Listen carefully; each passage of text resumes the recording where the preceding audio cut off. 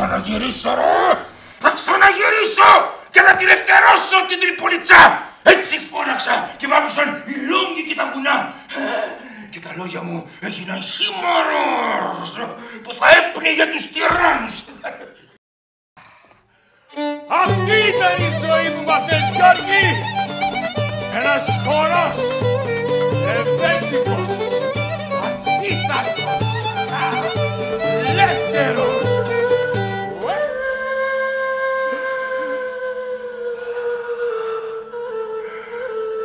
Πάνω μου,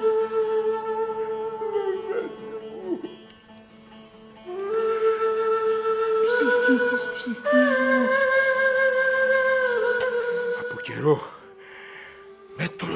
μέτρωγε μέσα μου πώς θα κυβερνηθεί αυτός ο τόπος που ποτίστηκε με τόσο πολύ αίμα.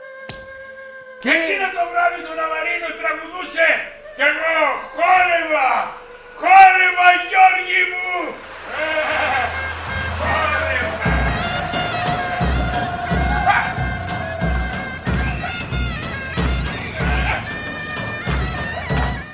Όλους, εκεί, να μας δικάσουν. Για εσχάτη προδοσία, παρακαλώ. Έλα, Χριστέ και Παναγία.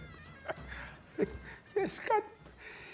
Το κολοκοτρονέικο θυσιάστηκε για την πατρίδα. Αυτό δεν αλλάζει με τίποτα.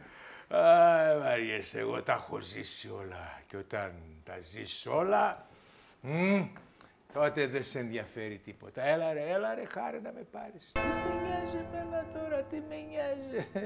Τώρα... Πέθανε στις 4 Φεβρουαρίου του 1843.